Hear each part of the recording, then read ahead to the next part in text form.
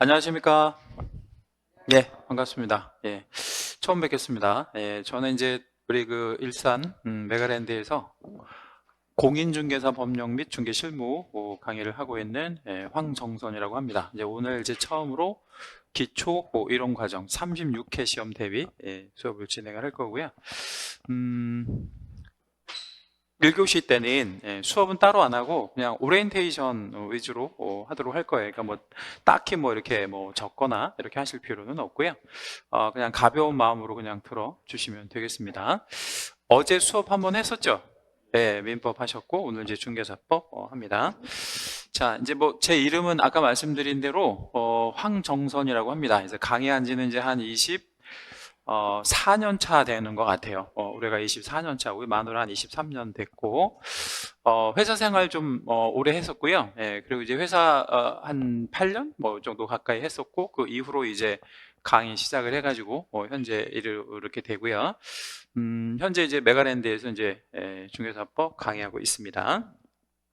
자, 시험에 대한 개요를 좀 잠깐 말씀드리도록 하는데 시험 이제 여러분이 준비하시는 시험이 36회 시험이에요. 36회 시험을 준비하실 건데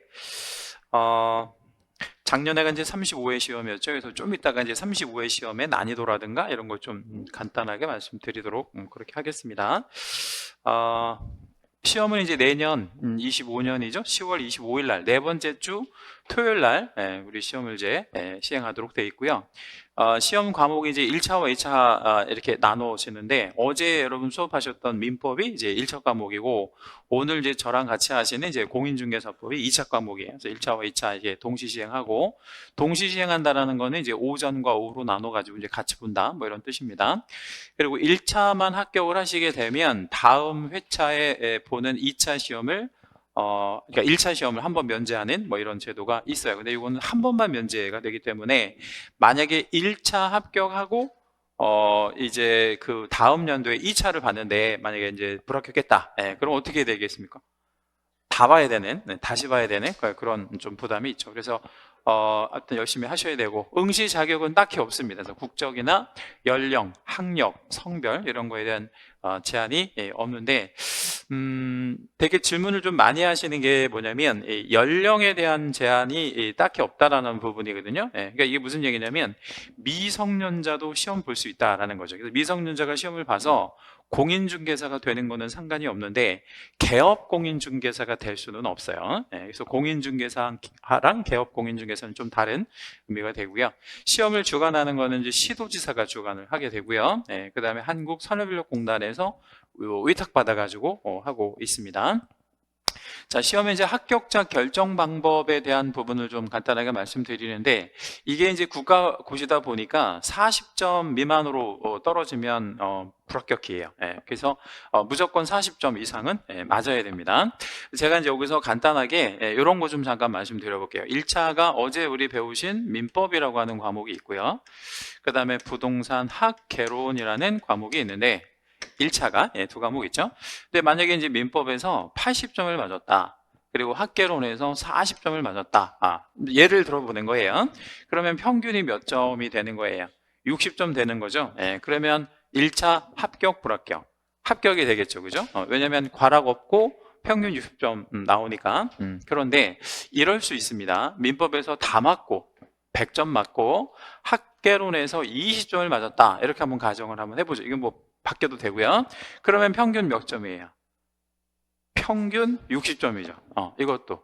왜냐면 총점이 120점이니까. 이거는 그러면 합격, 불합격. 이건 불합격이죠. 왜 불합격이에요? 평균 60점 똑같은데. 이거는 꽈락이 있어서 그런 거죠. 그래서 모든 과목에서 과락이 있으면 안 된다라는 거. 이거는 1차든 2차든 마찬가지라는 거 말씀드리고요. 2차도 똑같은 방식으로 하고 평균 60점 이상 맞으시면 이제 됩니다. 그리고 이제 뭐, OMR 카드라고 보통 우리가 이제 부르는 게 있는데, OCR 카드라고 해가지고 이렇게 뭐, 여기 C가 이제 캐릭터의 약자인데, 하여튼 요거 잘 마킹을 해서, 전산으로 판독하는 방식으로 합격자를 결정합니다. 자, 과목에 대한 이야기를 좀 잠깐 해볼 건데요. 1차 과목은 부동산 학개론이라고 하는 과목이 있어요. 그리고 이제 민법이라는 과목이 있고요. 그 2차는 이제 공법 있고 중개사법. 제가 이제 강의하는 과목이 요거 중개사법이 됩니다.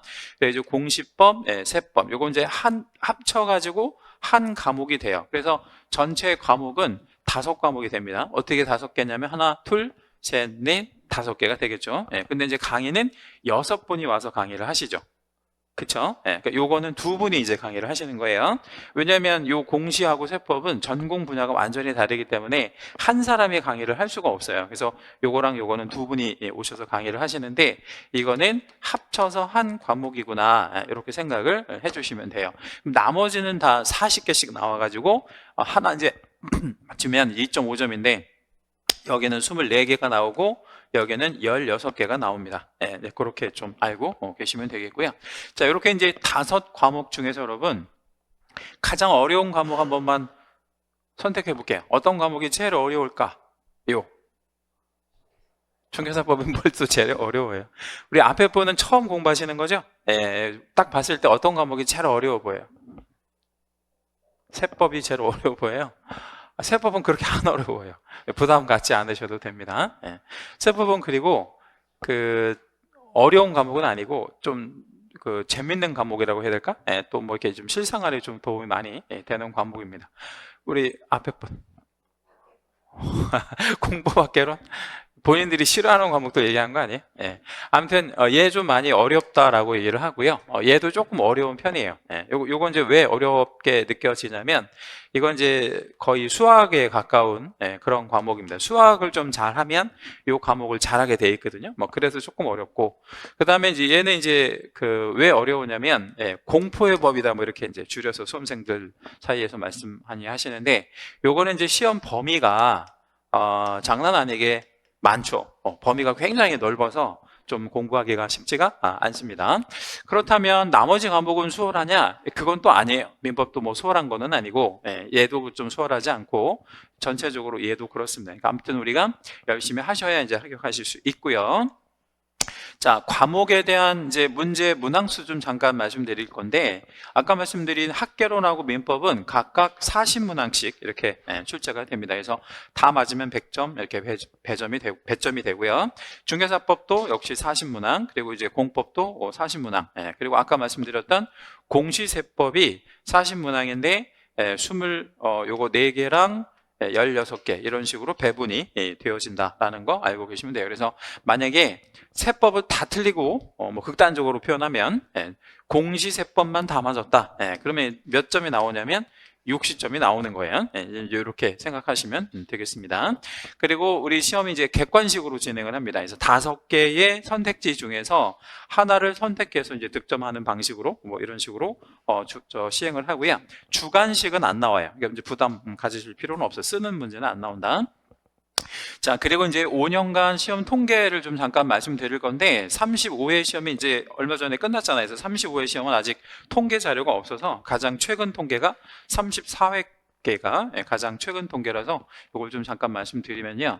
대체적으로 한 20만 명대에서 20만 명 후반대까지 이렇게 원서 접수를 해서 이제 응시를 하게 됩니다. 그러니까 이제 시험장에 가서 이제 보는 뭐 사람들인데 최종 합격을 보니까 27,000명, 16,000명, 26,000명, 27,000명, 15,000명 이렇게 되죠. 그러니까 최소로 따지면 한 15,000명 정도 이 정도 최근 5년 동안 이렇게 합격을 했고 최대로 따지면 27,000명 정도가 최대로 이렇게 합격을 하는 거잖아요. 그러니까 15,000명 정도, 10,000명대 한 중반대에서 2만 명 후반대까지 요 사이로 이제 합격자를 보통 배출을 하는데 올해는 2만 명은 넘지 않을 것 같아요. 왜냐하면 올해 좀 35회 시험이 약간 어려웠기 때문에 그렇게까지 많이 안 나오고 10,000명대 중반 정도 이 정도 아마 출제가 합격이 될 겁니다. 그래서 합격률을 보면 한 20에서 30% 정도 내외 이 정도에서 합격을 해요. 그러니까 이렇게 생각하시면 돼요. 10명이 시험을 봤을 때 2명에서 3명 정도 붙는 그런 시험이다. 그러니까 결코 쉬운 시험은 아니다라는 거 알고 계셔야 돼요. 다만 우리 이제 그 여러분 이제 실강생이라고 얘기를 하거든요. 그러니까 학원에 직접 나와가지고 이제 강의를 들으시는 분들을 실강생이라고 하는데, 실강생들의 합격률은 50%가 넘어갑니다. 네, 그러니까 여기는 전체의 어떤 통계를 얘기하는 거고, 실강생의 합격률은 요거보다 훨씬 더 높다라는 거 알고 계시면 되겠고요. 이제 실강과 인강이 있는데, 물론 이제 개별적으로 개인에 따라서 좀 차이가 나긴 하는데, 실강으로 들으시는 분들이 합격률이 약간 높고, 인강생들이 합격률이 약간 좀 저조한데, 그건 왜 그런 거냐면, 그 실강생들은 뭐, 좋고 싫고 떠나서 매일같이 이제 수업 있는 날 나와가지고, 3시간이든 4시간이든 수업을 들으시잖아요. 예, 그러니까 진도를 쭉 나갈 수 있는 뭐 그런 건데, 인강생들은 뭐 바쁘고 그러면, 이제 강의를 못 듣게 되면 계속 밀린단 말이에요. 예, 그러면 이제, 11월 달 강의가 밀려? 그러면 12월 달에 가서 이제 한 번에 들어야 되는데 그게 쉽지가 않거든요. 네, 그럼 이제 1월 달에 가서 이제 무슨 질문권들이 많이 올라오냐면, 선생님 제가 11월, 12월 달 강의 한 번도 못 들었는데 꼭 들어야 되나요? 뭐 흑흑흑 이렇게 이제 올린단 말이에요. 그러면 그거 꼭 들어야 되는 거는 아니다. 이렇게 이제 뭐 그 답변을 하기는 하는데, 사실 들으면 좋기는 하죠. 근데 이런 식으로 자꾸 밀려나가기 때문에 인강생들이 합격률이 약간 좀 떨어지는 편이에요. 그러니까 만약에 지금 인강생들의 입장에서는 합격하실 거다, 꼭 해야 된다 이러면 강의 밀리지 않도록, 뭐 여러분 같으면 이제 실강생들은 강의에 빠지지 않도록 이렇게만 해주시면 될 것 같아요. 그리고 이제 2차생들도 아마 몇 분 계실 건데, 2차생들의 합격률이 예전에는, 그러니까 1차를 합격하고 2차만 보시는 분들을 2차생이라고 얘기를 하시는데, 그 2차생들의 합격률이 한 80% 정도까지 넘었어요. 막 80, 90 이렇게 대부분 합격을 했었는데, 최근에는 2차생의 합격률이 40%밖에 안 나옵니다. 그러니까 2차생 10명 중에 4명 정도밖에 못 붙는다는 거죠. 2차생들도 상당히 많이 탈락을 하는 그런 시험이에요. 그러니까 아무튼 여러분 이제 시작을 하는 첫 번째 이 주잖아요. 첫 주잖아요. 그러니까 지금부터 아무튼 열심히 해야 된다라고 생각을 하시는 게 좋을 것 같아요. 대충 그냥 설렁설렁 해가지고는 좀 쉽지 않은 그런 시험입니다. 운전면허 시험처럼 생각해서는 안 돼요. 운전면허 시험은 제가 알기로 여러 번 이렇게 있잖아요. 1년에 뭐 한 많이 본다면 한 주에 한 번씩 있다고 한다면 한 50 몇 번 볼 수 있는데, 이 시험은 1년에 한 번밖에 없는 시험이니까 아무튼 계획을 잘 짜가지고 하셔야 됩니다. 자, 이제 얼마 전에 끝난 35회 시험에 이제 제가 이제 강의하는 중개사법의 총평을 좀 잠깐 말씀드리는데, 역대급으로 좀 어려웠어요. 이제 중개사법이 좀 어려웠고, 근데 역대급으로 어려웠던 그 이유는 뭐냐면, 크로스오버라고 하는 그 이제 일종의 이제 현상인데, 이런 현상이 좀 있었습니다. 그래서 그 크로스오버 현상이 어떤 건지를 좀 잠깐 보여드리면, 여기 이제 1차 과목에 학개론이라는 과목이 있잖아요. 이 학개론이라는 과목에 공법의 문제가 이렇게 출제가 되고, 또 공시법, 뭐 이런 공시세법의 문제들이 학개론에 이렇게 나옵니다.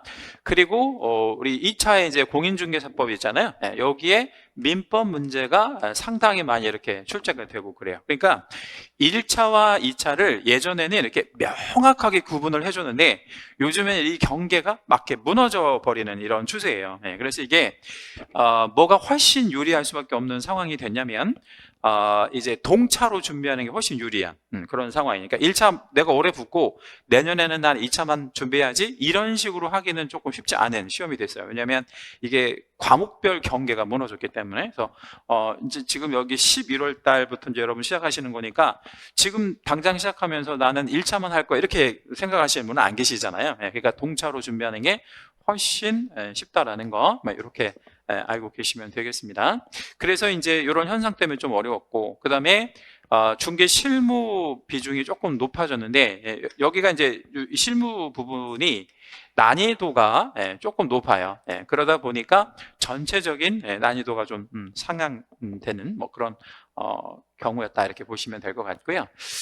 우리 이제 35회 본 시험이 통계를 좀 잠깐 말씀드리면, 상난이도 문제가 11개, 11개면 좀 많이 나온 편이죠. 그리고 중난이도 21, 그리고 하난이도 8개, 뭐 이렇게. 그래서 요 중과 하의 문제만 맞춰도 사실 뭐 한 70점대 중반 정도는 맞출 수 있는 뭐 이런 정도이기는 했는데, 왜 제가 역대급으로 어려웠다고 말씀드렸냐면, 다른 해에 비해서 상난이도가 많이 나오는 거거든요. 예, 요게. 예, 그러니까 아주 고득점, 그러니까 막 90점대는 거의 그러니까 아주 상위 클래스 빼고는 90점 맞기는 쉽지 않은 예, 그런 시험이었다라는 거. 그리고 이 부분을 좀 눈여겨봐 주셔야 되는데 예, 요즘 문제의 트렌드가 완전히 바뀌어가지고 이해형 위주의 문제들이 나옵니다. 예, 제가 이제 좀 이따 문제도 보여드리긴 할 건데 이해하고 맞추는 문제가 서로 9개 예, 그리고 단순 암기를 해서 맞추는 문제가 1개밖에 안 나왔어요. 전년에 2개였는데 예, 올해는 하나밖에 안 나왔어요. 그러니까 공부하실 때 어떻게 공부하셔야 되냐면 이제 이해 위주로 공부를 하셔야 돼요. 암기라는 게 사실은 필요 없는 예, 그런 경우입니다. 그래서 제가 여기서 이제 무슨 말씀 좀 드릴 거냐면 우리 이제 메가랜드 여기 빼고 뭐 다른 학원도 뭐 있잖아요. 예, 근데 그 다른 학원 그 선생님들 보면 이 암기 위주로 이렇게 강의를 요즘도 하고 요것만 하면 뭐 다 붙는다라는 식으로 막 유튜브에도 올리고 막 그러는데 그거 다 거짓말이에요. 예, 그러니까 거기에 현혹 되시면 안 됩니다. 그러니까 암기보다는 이해가 훨씬 더 중요하다라는 거 예, 이렇게 좀 알고 계시면 되겠고 박스형 문제라고 해가지고요. 이런 식으로 박스에다가 뭐 기억, 니은, 디귿 뭐 이런 식으로 주고 옳은 거 골라라, 틀리는 거 골라야 돼. 이런 식으로 이제 문제, 박스형 문제가 11개 정도 출제가 됐는데 이 박스형 문제가 전체적으로 난이도가 좀 높아요. 왜 그러냐면 박스형 문제들은 다 알아야 맞출 수 있는 그런 문제들이라서 그런 거죠. 그리고 이제 요 공인중개사 법령, 요 공인중개사 법령이 원래 한 27개 정도까지 나왔었거든요. 근데 이게 확 떨어졌어요. 요번에. 그러니까 그래서 난이도가 전체적으로 좀 상향됐다라고 말씀드리는 거고 부동산 거래 신고법은 예년하고 비슷하게 막 7개, 8개 나왔는데 얘가 갑자기 문제를 확 늘렸어요. 양을. 원래 여기가 한 3개에서 5개 정도밖에 안 나왔었던 건데 이렇게 확 늘려버린 겁니다. 그래서 이 중개 실무가 아까 말씀드린 대로 약간 난이도가 좀 있는 문제들이 나오기 때문에 전체적으로 보면 얘가 좀 늘어나다 보니까 우리 전체 난이도가 좀 올라갔다 이렇게 보시면 되겠습니다.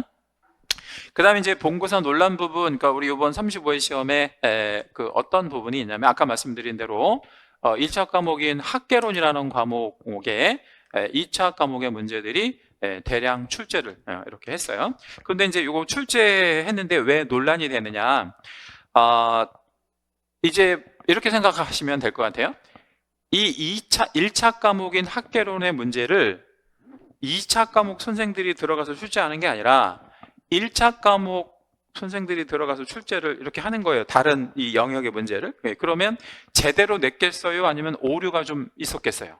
오류가 좀 있었겠죠. 그래서 근데 요번에 이제 그 정답 발표가 27일 날 나오는데 아마 뭐 복수 정답이거나 아니면 모두 정답이거나 이런 문제들이 한두 개 정도는 나올 거예요.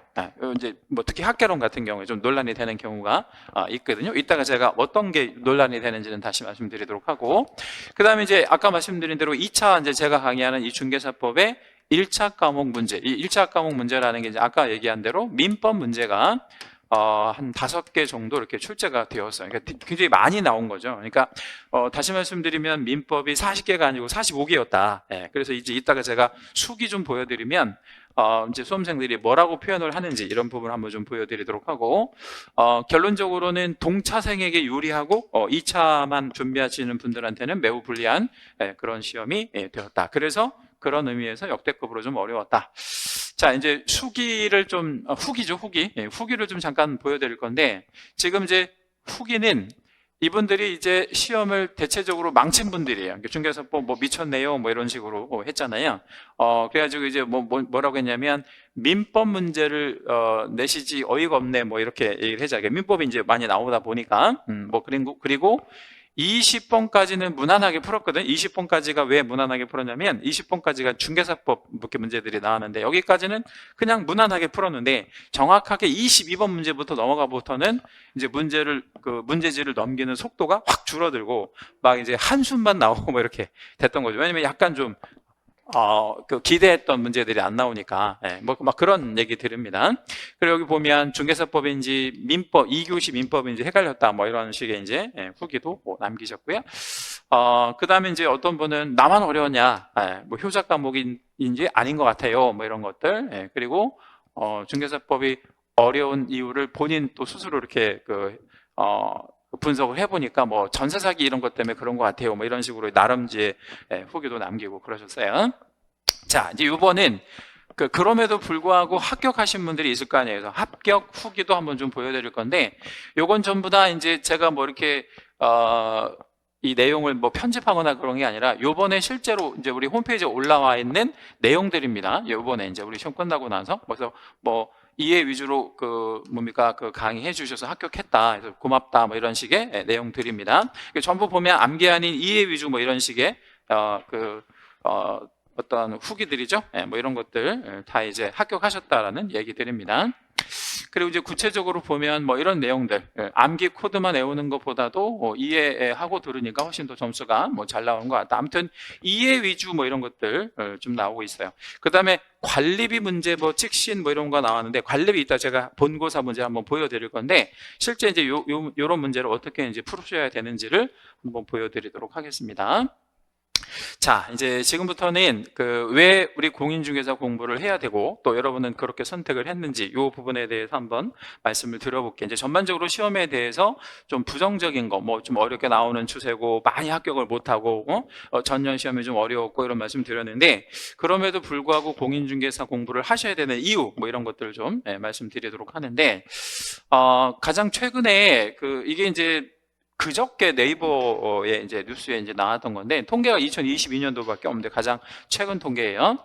부동산 서비스 산업, 이 부동산 서비스 산업이라고 한다면 중개업을 포함해서 여러 가지 사업들을 다 합쳐 부르는 개념들이에요. 그래서 굉장히 이제 포괄적인 개념인데, 전체 27만 7천 개 정도의 사업체가 있대. 뭐 분양업체라든가 중개업체 여러 가지 뭐 다 합쳐가지고. 그런데 중개 서비스 업체가 40% 정도 이 중에 차지한다라고 돼 있잖아요. 그러면 이거의 40% 하면 11만 개 정도 돼요. 실제 11만 5천 몇 개 이렇게 되거든요. 그러니까 중개사무소가 전국에 한 11만 개 정도가 된다. 굉장히 이제 많죠. 그리고 이제 전체 이 서비스 산업에 종사하는 사람들의 매출액이 어마어마해요. 약 254조. 예를 들자면 우리나라 사람들이 1년에 먹는 치킨 있잖아요. 그런 거 다 해봐야 몇 조가 안 돼요. 근데 그거에 비하면 어마어마한 시장이 이 부동산 중개 서비스 시장이라는 거죠. 굉장한 시장이죠. 그런데 그 중에서 이 중개 쪽 서비스가 차지하는 비중이 40% 정도 되니까 약 한 100조 정도의 시장에 형성이 돼 있다. 뭐가? 중개 시장이 엄청난 시장이 된다. 그러니까 여러분들은 가장 어떤 매출액 규모로 봤을 때 엄청난 시장에 지금 진출하려고 하는 거고요. 총 종사자 수가 78만 명인데 여기서 40% 정도 한다면 뭐 한 30만 명 정도 약간 넘을 것 같아요. 요 정도가 이제 종사를 하고 있어요. 그래서 중개사무소가 11만 개니까 개업공인중개사가 11만 명이에요. 한 개수당 개공 한 명이 있으니까. 에다가 뭐 우리 소속공인중개사랑 중개보조원까지 하면 전체 근무하는 인원은 약 한 30만 명 정도 내외가 된다. 그리고 이제 이런 건 좀 뭐 그냥 참고로만 한번 들어보시면 될 것 같은데, 이 부동산 서비스 산업에 종사하는 사람들이 성별 비율대가 보니까 남자가 65.7% 정도, 남자가 대부분 많이 이제 종사하고 여성분들이 한 34% 정도 종사를 하고 있습니다. 그리고 이제 연령대로 본다면 50대 이상이 71%. 그러니까 굉장히 이제 연령이 좀 있으신 분들이 많이 이렇게 종사하는 뭐 이런 형태가 되는데, 50대 이하는 28% 정도. 그런데 이제 사실 이 중개 서비스가 세대 교체가 조금 되어가고 있는 추세예요. 그래서 요즘엔 젊은 친구들이 개업해가지고 대학가라든가 또 이런 강남같이 이렇게 상권이 이미 완전하게 형성되어 있는 데 있잖아요. 그런 데 이제 젊은 친구들이 많이 이제 시장을 장악하고 있다라는 건. 자, 그리고 이제 여러분이 이제 가장 궁금하게 생각하실 수 있는 게 뭐냐면, 그럼 내가 공인중개사가 되면 얼마 정도 벌 수 있어요? 뭐 이런 거 되게 궁금하잖아요. 이제 그런 것들에 대해서는 정확한 통계도 없는 데다가 예컨대 이제 사람에 따라서 우리 케이스에 따라서 다 다르기 때문에, 아무튼 우리가 종사하려고 하는 시장은 규모는 엄청난 시장이 된다라는 거 알고 계시면 되겠고요. 자, 요거는 이제 뭐 좀 약간 뭐 재밌는 연구 주제가 하나 있어서 잠깐 소개해 드릴 건데, 노르웨이의 오슬로 대학이라고 하는 대학이 있어요. 예, 근데 여기에서 이제 연구를 한 결과, 이게 수십 년 동안 추적을 해본 결과, 잘생긴 남자와 예쁜 여자 중에서 누가 사회적 이득을 더 얻을 거냐, 또 높게 이제 받을 거냐, 이거를 이제 수십 년 동안 추적을 해보니까 우리가 생각하면 일반적으로 예쁜 여자들이 좀 사회적 이득을 더 많이 받을 것이다라고 생각을 하잖아요. 예, 근데 그렇지 않다라는 거예요. 그렇지 않고 실제로 잘생긴 남자가 더 사회적 이득을 얻고 있더라라는 거예요. 근데 여기에서 우리가 어떤 사실을 하나를 좀 이렇게 캐치를 하셔야 되냐면, 왜 그러면 잘생긴 사람들이 사회적 이득을 더 얻을 거냐, 그거는 상대방한테 주는 호감이 있기 때문에 그런 거거든요. 예, 그러면 지금 나는, 여러분한테 제가 공통적으로 질문을 드리는 거예요. 나는 잘생긴 남에 해당이 된다라고 생각하시는 분 손 한번 들어보실래요? 우리 남자분들이 한 5분 계신데 손 안 드셨어요? 예. 자존감이 그렇게 높지 않으시네. 예. 그러면 자, 반대로 나는 예쁜 여자에 들어간다라고 생각하시는 분 안 계신가요? 예. 자, 그러면 내가 여기에 해당이 되지 않는다고 한다면 사회적 이득을 더 높게 볼 가능성이 없는 거잖아요. 그러면 내가 뭔가 그거를 더 높게 보려고 노력을 해야 될 거 아니에요. 그게 사회적 이득을 더 높게 보려고 한다면 외모도 물론 중요하지만 이게 전문성을 갖추는 게 굉장히 중요하다라는 얘기입니다. 그래서 이 연구 결과의 결론이 그거예요. 이것들이 초기에는 이게 약간 이득이 된다 하더라도 전문성이 더 중요하다, 이런 의미로 결론을 내리고 있어요. 그럼 전문성은 이제 의료로 말하면 어떤 국가에서 치르는 자격증을 갖고 있다든가 이런 것들이 전체적으로 굉장히 중요한 어떤 작용을 하게 된다라는 거죠. 자, 이제 부자들의 관심사와 설득이라고 했는데, 이 부자라고 하는 거는요, 우리 한국 사회에서 얼마 이상을 가지고 있으면 보통 이제 부자라고 얘기를 하냐면요, 20억 이상을 가지고 있으면 부자라고 얘기를 합니다. 20억 이상을, 뭐 부동산 다 포함해가지고 20억 이상을 가지고 있으면 부자다, 이렇게 얘기를 하거든요. 20억 이상 되시는 분 한 분도 안 계세요? 20억 이상 한 분 손 드셔서. 그러면 자, 이 20억 이상 되시는 분들의 관심사가 뭐냐? 이들의 관심사는 부동산이라는 거예요. 그죠? 그래서 이제 그 우리나라 분들의 그 어떤 20억 이상의 어떤 재산을 갖고 있는 분들의 84% 정도가 부동산으로 가지고 있대요. 부동산으로. 그 얘기는 무슨 얘기냐면 부자들의 관심사는 부동산이다. 근데 부자들이 어떻게 설득을 우리 당하는지 보면, 이 설득의 어떤 그 심리학을 좀 본다면 여기 보면 이런 말들 나와 있잖아요. 부동산 투자 관심 있어요. 그리고 세무에 관심 있어요. 세금. 근데 아까 우리 과목 중에 아까 우리 앞에 친구가 세법이 제일 어려울 거다라고 얘기를 했잖아요. 그러면 세법에 관한 거잖아요. 그쵸? 그러면 내가 이쪽 분야의 전문 공부를 하게 된다는 거죠. 그 다음에 경제 동향에 관심이 있대요. 경제 동향에서 아까 우리 과목 중에 어떤 과목이 밀접한 과목이 될 것 같아요? 부동산 학개론이 경제학, 수학 이거하고 아주 밀접하고 거의 경제학에 가까운 뭐 그런 부분이에요. 금융도 학개론에서 배웁니다. 그리고 뭐 자산 포트폴리오, 뭐 이거 어떤 식으로 이제 자산을 분산으로 이제 투자할 거냐, 이거 다 학개론에서 배우는 내용들입니다. 근데 이런 모든 내용들을 학개론만 잘한다고 이게 상담이 가능하고 뭐 이렇게 해줄 수 있는 게 아니라 모든 것들을 다 할 줄 알아야 돼요. 예를 들자면 부동산 투자하려면 등기부 볼 줄 알아야 되겠죠. 그죠? 등기부? 근데 그 등기부를 봤더니 여기에 뭐 가등기 나오고 그러네요. 그죠? 그럼 가등기가 뭔지는 최소한 알아야 될 거 아니에요. 우리 여기 앞에 친구, 안경 쓴 친구, 저 좀 잠깐 볼래요? 딴짓하지 말고. 이 친구는 저하고 개인적으로 아는 친구라서 제가 얘기한 거예요. 등기부를 보면 가등기가 있어요. 이 부동산 살 거예요? 안 살 거예요? 안 사죠. 왜 안 사느냐면 이 가등기가 있으면 뭐 하기 때문에 안 사는 거예요? 위험하기 때문에. 그죠? 위험하기 때문에. 그러면 이런 거를 어디서 배우느냐면 민법이라든가, 어제 우리 수업하셨던 민법이라든가 부동산 등기법 이런 데서 배운단 말이에요. 그러니까 우리가 이제 그 배우는 공인중개사 시험이 이런 부자들과 친해지려고 하는 전문성을 갖추게 된다. 그러면서 우리가 이제 돈을 벌 수 있고 성공할 수 있는 것이죠. 자, 이건 이제 제 개인적인 얘기를 좀 잠깐 할 건데, 제가 회사 생활을 좀 오래 했다고 말씀드렸죠. 그래서 저는 이제 SK라고 하는 회사에 이제 그 한 8년 정도 근무를 했는데, 제가 이제 어디에서 그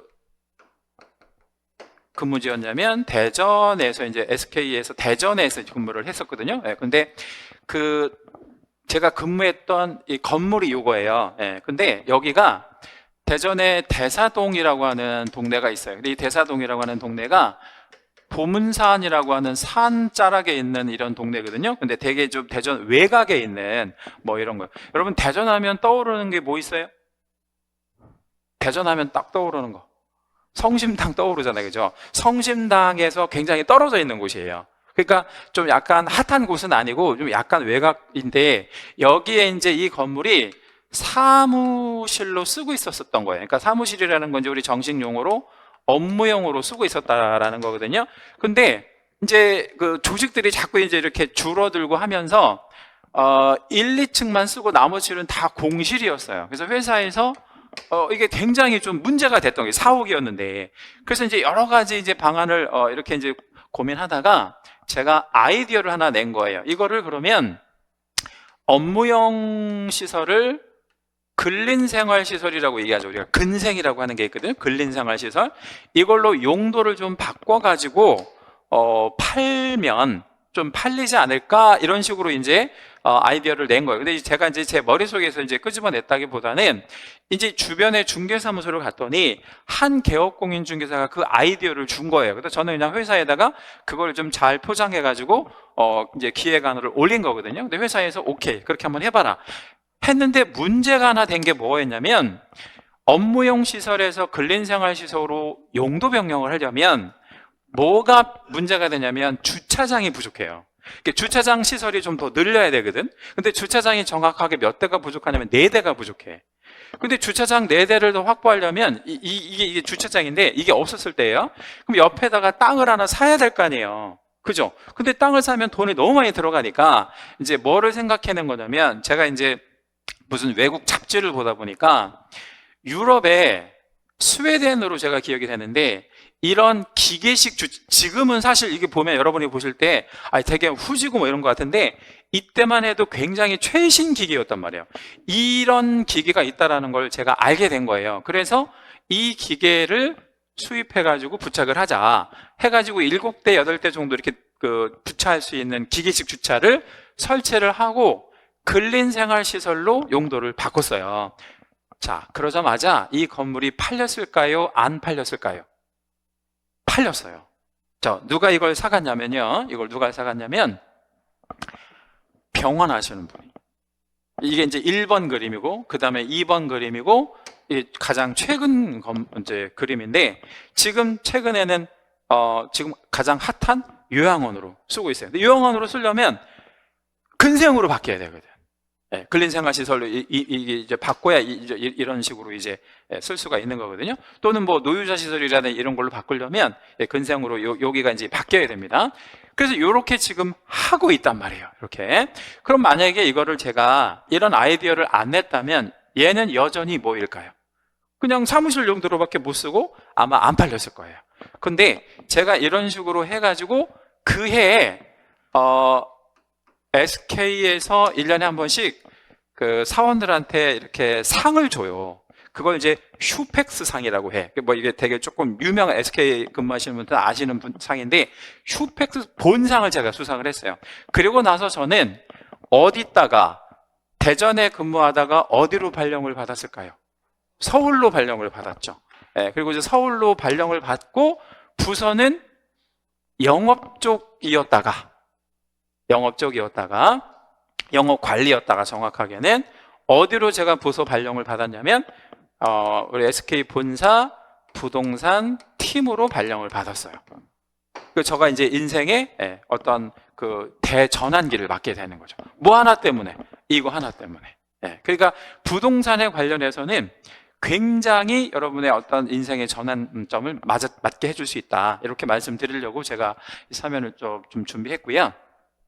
자, 요거는 가장 최근에 이제 좀 이슈가 되는 게 있는데, 얼마 전에 미국 대통령이 바뀌었죠. 이제 선거를 통해서. 누가 됐어요, 대통령? 트럼프가 됐죠. 트럼프가 지금 1기예요, 2기예요? 2기, 두 번째 대통령이 됐잖아요. 트럼프가 1기 재임 시절에 시절이 언제냐면 여기에요. 2017년부터 2020년까지가 트럼프 재임 시절입니다. 근데 이게 미국 부동산이 아니라 우리나라 서울의 아파트 가격 상승률입니다. 이 놀라운 거를 대한민국에 누구도 캐치를 못하고 있어요. 이거 저만 캐치해서 말씀드리는 거, 진짜로. 이거 지금 유튜브로 라이브 생중계 되고 있는데 아무도 이걸 모르고 있다고. 근데 이건 저만 알고 있는 거예요, 저만. 이 그래프도 저가 찾아낸 거니까. 그러면 서울의 아파트 가격이 트럼프 재임 시절에 상승했다라는 거는 거래량도 어떻게 됐을까요? 상승했겠죠. 거래량이 올라가야 가격도 상승하는 거죠. 자, 그러면 더 중요한 거, 서울의 아파트 가격이 상승하면 다른 지역의 아파트 가격은 내려가나요? 아니면 덩달아서 올라가나요? 올라가죠. 그러니까 이때 우리나라 부동산 경기가 가장 좋았을 때예요. 자, 그럼 왜 트럼프가 대통령이 되면 우리나라 부동산에 영향을 줄 건지, 그걸 여러분 생각해 주셔야 돼요. 우리 두 번째 줄에 계신 분 질문 한번 들어볼게요. 왜 트럼프가 대통령이 되면 우리나라 부동산이 경기가 좋아질까요? 아무거나 배우신 것 중에서 모든 어떤 지식을 총동원해서 한번 답변 한번 해보실래요? 틀려도 괜찮아요. 달러 올라가는 거하고 밀접한 관련이 있어요. 그거하고 좀 이렇게 관련이 좀 됩니다. 금리 인하가 정답이에요. 100%. 우리 선생님은 아주 학교론 잘하실 것 같아요. 트럼프가 정책이 아주 단순해요. 금리 내려가지고 투자 활성화 시키는 거예요. 경기 막 부양하는 거. 그게 아주 간단해요. 일자리 창출하는 거. 그러다 보니까 금리가 내려가면 어떻게 돼? 돈이 어딘가에 쏠릴 거 아니에요. 그 쏠리는 게 주식 아니면 부동산이지. 그죠? 그러니까 주식도 지금 막 엄청 올라가잖아요. 미국 지금 주식이. 부동산도 이제 앞으로 그럴 것이다라는 거죠. 근데 이거를 여러분 잘 생각하시고 우리 이런 또 한 번의 기회가 있을 거라는 거죠. 그러니까 제 얘기가 정말 이건 통계는 틀리지 않아요. 네, 통계는 틀리지 않으니까 여러분한테 어떤 기회를 한 번 더 줄 거라는 겁니다. 이거는 다른 사람한테 얘기하지 마시고 여러분만 아셔가지고 투자하실 거 있으시면 투자를 하시라고. 우리나라 부동산 가격이 앞으로 4년 동안 무지하게 올라갈 거예요. 네, 이건 제가 여러분한테 드리는 소스입니다. 자, 그럼 이제 우리가 이제 강의하는 과목이 이제 법 과목이다 보니까 이걸 어떻게 공부해서 1년 안에 합격을 할 건가 해서 우리 한 방에 합격하는 전략에 대해서 한번 설명을 좀 드려보도록 하겠습니다. 이제 제가 이제 나름대로의 전략을 한번 좀 제시를 해볼게요. 자, 이 말씀 드리기 전에 제가 인생을 이제 아주 오래 살지는 않지만 그래도 어느 정도 살았잖아요. 그래서 인생을 살면서 가장 후회하는 일 하나, 가장 잘했다고 생각하는 일 하나, 이렇게 하나씩 소개할게요. 먼저 가장 후회하는 일 먼저 소개할게요. 제가 인생을 살면서 가장 후회하는 게 뭐냐면 비트코인 안 산 거. 그게 가장 후회합니다.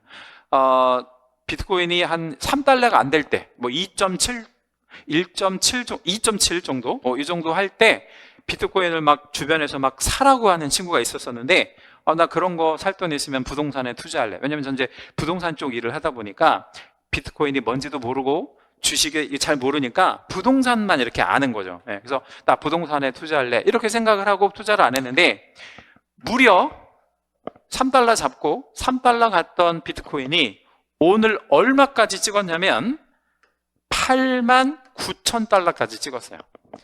3달러 갔던 게 한 개당, 비트코인 한 개당 89,000달러. 달러로 얘기하면 약 한 27,000배 정도가 상승한 거예요. 제가 1억을 투자했다면 어떻게 됐을까요? 이때 3달러 할 때 제가 1억을 만약에 투자했다면 저는 한 300억대 부자가 됐겠죠. 예를 들자면 그러면 강의를 하고 있었을까요? 아니면 안 하고 있었을까요? 안 할 가능성이 많아요. 그게 인생을 살면서 가장 후회하는 것 중에 하나예요. 가장 후회하는 것 중에 하나가 이제 가장 후회하는 거예요. 그러니까 아까 제가 말씀드렸잖아요. 이제 이런 정보라든가 이런 것들이 지식이 쌓이게 되면 뭔가 선택할 때 좋은 어떤 기회를 주게 된다라는 거. 가장 이제 잘했다고 선택하는 건 뭐냐면, 저는 이제 9회 시험에 합격을 했는데, 이거 합격한 게 인생을 살면서 가장 잘했다고 생각하는 거예요. 왜? 제가 이제 9회 시험에 합격해가지고 부동산 쪽 관련해서는 27,000배는 아니더라도 상당한 돈을 벌었겠죠. 그쵸? 근데 이게 자격을 갖고 있다 없다가 굉장히 저한테는 이게 좀 영향을 미쳤던 것 같아요. 그리고 아까 말씀드린 대로 24년 동안 이 공인중개사 자격을 통해서 제가 강의를 통해 가지고 먹고 살고 있잖아요. 그러니까 저는 이게 인생을 살면서 가장 잘한 선택이다라는 거죠. 그러니까 여러분, 이제 제가 오리엔테이션 시간에 이 말씀을 드리는 이유는 선택 잘하셨다. 그래서 그 선택이 여러분 잘하신 거니까 밀고 나가라 라는 말씀 드리는 거고요. 시험 공부에 대한 전략을 좀 말씀을 좀 드리면, 우리 공인중개사 시험에서 강의하는 그 교수진이 되게 중요합니다. 뭐 이건 단연 1등이라고 볼 수 있어요. 누구한테 배우시느냐, 어떻게 배우시느냐가 되게 중요하고요. 그 다음에는 2번이 교재예요. 교재가 또 그만큼 중요합니다. 그리고 학원도 되게 중요한데요. 학원이 왜 중요하냐면 여러분이 공부하는 장소라서 그런 거예요. 이제 우리 학원은 이제 여러 가지 환경적인 측면에서 여러분이 공부하실 때 물론 이제 부족함이 있기는 하겠지만 아마 그렇게 개선이 되어지고 있기 때문에 뭐 크게 뭐 불편하시거나 그런 건 없을 거예요. 그래서 거의 이제 여러분 막판에 가면 내년 한 9월, 10월에 가면 학원에서 보내는 시간이 한 12시간 넘을 수도 있어요. 그러니까 그 이 학원이라는 게 되게 중요하죠. 어떤 그런 이 3위가 어떤 그 공부하는데 전략이 된다.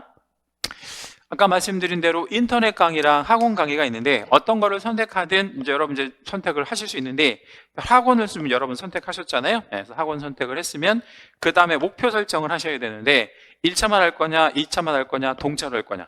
여러분 지금 동차로 하시는 게 제가 유리하다라고 계속 말씀드렸죠. 그래서 동차로 준비하시는 거를 권해드리고, 목표도 설정하기는 어떤 식으로 시간을 활용할 건지, 교재, 뭐 이런 구체적 공부 방법, 이거를 잘 좀 미리 전략을 좀 수립하셔야 돼요. 제가 한 가지만 좀 말씀드리면, 시간은 못해도요, 하루에 아무리 못해도 7시간에서 10시간 정도는 공부하셔야 돼요. 이게 인강생들, 그러니까 직장 있으신 분들은 쉽지가 않잖아요. 근데 이제 그 실강생들은 이걸 이제 말 그대로 전업으로 하시는 분들은 요 정도 공부하셔야 합격하실 수 있다라는 거. 그러니까 아무튼 그 시간을 대충 그냥 남는 시간 가지고 공부한다 이런 생각하지 말고 열심히 하시라고요. 그러면 이제 한 방에 붙으실 수 있습니다. 그리고 이제 2차 과목에서는 아까 말씀드린 대로 공법이 좀 많이 어렵기 때문에 얘는 목표 점수를 50점만 가지고 공부하시는 거를 추천드립니다. 너무 고득점 하시려면 시간 때문에 다른 과목을 공부를 못하는 문제가 생기니까 공법은 반타작만 한다라고 해도 훌륭합니다. 그리고 아까 말씀드린 대로 중개사법은 다른 여러 가지 과목에 비해서 상대적으로 접근이 되게 용이한 과목이다 보니까 목표 점수를 80점 정도로 잡으면 80점 무난하게 맞을 수 있을 겁니다. 열심히만 해주시면. 그리고 이제 누차 말씀드리지만 먼저 이해하고 암기는 뭐 물론 암기도 뭐 때에 따라서 필요하겠죠. 마무리 때 하면 되고, 반복하고 공부하는 뭐 이런 방법으로 하셔야 됩니다. 그리고 중개사법은 5과목 중에 유일하게 고득점, 이 고득점이라는 건 80점 넘는 거를 얘기하는 거예요. 그래서 이해와 반복, 이것들을 시험에 좀 전략으로 말씀드릴 수 있겠습니다. 뭐 저는 이제 이해 위주로 강의를 하고 있다라는 거를 지금 수험생들이 계속 얘기를 하고 있죠. 실제 얼마 전에 본 35회 본고사 문제를 좀 잠깐 보여드릴 건데, 강의를 하는 패턴이 어떻게 다른지를 좀 잠깐 보여드리려고 하는 거예요. 자, 20번 문제를 좀 잠깐 볼 건데요. 확인 설명서 2번 서식이 있어요. 이게 비주거용 건축물을 이제 쓰는 건데, 거기에 기본 확인 사항이 아닌 것을 찾아라 이렇게 이제 나왔죠. 오늘 제가 이렇게 좀 B4 사이즈로 종이 한 장 이렇게 나눠 드린 게 있는데 혹시 받으셨나요? 네, 그거 그 종이 받으신 분들을 좀 한번 봐주세요. 네. 거기 보시면 뒷면을 좀 잠깐 보실게요. 네, 뒷면을 보시면 뭐가 나오나요? 거기에 그 우측에 보면 확인 설명서 비교가 있죠. 뒷면. 거기 뒷면. 우측에 4번일 거야, 아마. 4번에 보시면 확인 설명서, 서식 비교 뭐 이렇게 있는 거 보이시죠? 거기에 1번 서식의 중간 정도에 내려가 보면 뭐가 보여요? 관리비 보이죠, 그죠? 관리비. 거기다 여러분 혹시 형광펜이나 아니면 색깔 있는 펜이 있으시면 한번 이렇게 색칠 내지는 밑줄을 한 번만 쳐보실래요? 관리비에다가.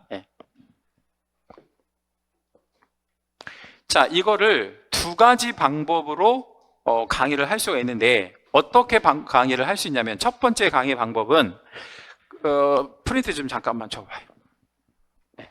자, 첫 번째 방법은 뭐냐면 이게 이제 핵심 비교 사항이라고 되어 있는 거죠. 여기 이제 첫 번째 강의 방법은 뭐가 있냐면 1번, 2번, 3번, 4번 서식이 있는데 1번 서식에 이런 거 들어간다라고 전부 외우게 만드는 방법이 있어요. 암기. 2번 서식에 뭐 들어간다라고 전부 외우게 만드는 방법이 있고 3번에 뭐 들어가고 4번 뭐 들어가고 이거 전부 싹 외우게 만드는 방법이 있다면 이게 그러니까 암기 위주의 강의예요. 근데 저는 어떤 식으로 강의를 했냐면 안 외워도 괜찮아. 안 외워도 된다고 제가 누차 말씀드립니다. 여기에 들어가는 관리비는 오로지 몇 번 서식에만 들어간다라고 얘기했어요? 1번. 1번 딱. 그러면 이 문제 딱 보자마자 아까 제가 그 후기 보여드렸을 때 관리비 뭐 찍신이다 뭐 이런 말 나왔었잖아요. 제가 이제 수업하는 동안에 관리비는 2번 서식에는 안 들어간다. 몇 번 서식만 들어간다? 1번. 그러니까 답은 얘가 되는 거죠. 그죠? 이렇게 이제 풀어내시면 되는 거예요. 자, 그러면 이제 19번 문제는 뭐냐면 거래계약서에 기재하여야 하는, 그러니까 무조건 써야 하는 기재사항을 모두 골라라 이 얘기 있단 말이에요. 근데 그 이제 요 프린트 바로 위에 보면 거래계약서의 필요적 기재사항이라는 게 나와요. 거래계약서 필요적 찾으셨죠? 거기 보면 항목이 몇 개 나와요? 9개. 맞죠? 근데 그 9개 중에 이거 찾는 거예요. 그럼 이것도 강의하는 패턴이 2개가 있어. 외워 그냥. 예를 들자면 이거 앞자 따가지고 다 외워라 이렇게 하는 방법이 있고 또 한 가지 방법은 뭐냐면 거래계약서니까 최종적으로 당사자들이 꼭 써야 하는 것들이다라고 이해를 시킬 수 있잖아요. 그래서 저는 이해 위주로 강의를 한 거예요. 그럼 수험생들이 봤을 때 어떤 권리가 이전되는지 당연히 들어가야 돼. 소유권이 이전되는지, 뭐 지상권이 이전되는지, 물건을 며칠 날 인도할 건지 당연히 들어가야 되고, 그 다음에 조건하고 기한, 이 조건하고 기한을 써놓는 게 계약서니까 이거 당연히 들어가야 되고, 확인설명서 교부일자, 이 확인설명서 교부일자가 여기 프린트에 8번에 나와 있어요. 약간 좀 굵게 돼 있잖아요. 그게 중요하다라는 의미로 이제 쓰인 거란 말이에요. 그러니까 이런 건 이해하기는 좀 어려우니까 이런 것들은 조심해라. 확인설명서 교부일자는 무조건 거래계약서에 들어가야 된다. 이걸 수업 시간에 자꾸 강조하거든. 그러니까 이 2개의 문제, 19번과 20번 문제를 제가 단편적으로 보여드리는 이유는 암기할 필요가 없다라는 거예요. 이거 이해하면 얼마든지 맞춰낼 수 있다. 자, 그러면 여기에서 이 앞장과 뒷장에서 몇 문제가 나왔느냐? 제가 돌아가신 아버지 이름을 걸고 맹세합니다. 10문제 나왔어요. 근데 해마다 15개 정도 나오는데 이 2장에서만. 근데 올해는 좀 안 나온 편이에요. 10개. 그러니까 이 자료가 그러면 중요할까요? 안 중요할까요? 중요하겠지. 그래서 1년 내내 가지고 다니실 거다. 라는 거 말씀드리겠습니다. 자, 이제 뭐 다 끝나갑니다. 제가 이제 교재 하나만 좀 소개하도록 할 건데, 제가 이제 뭐 필살기라고 이제 말씀드릴 수 있는 게, 그 일당백 필기노트, 아직 이제 그 출간이 안 되는데, 요 일당백 필기노트가 되게 좀 좋은 그 어떤 책이 있어요. 우리 혹시 갖고 계신, 잠깐만 보여줘봐요. 이 책이 있어요. 그러니까 일당백 필기노트라고 이런 식으로 생겼는데, 뭐 한 140페이지 정도밖에 안 돼요. 이거를 어떤 용어로 쓰시면 되느냐면, 강의를 제가 이제 여러 가지 책으로 바꿔가지고 이제 계속 강의하잖아요. 저뿐만 아니라 모든 선생님들이.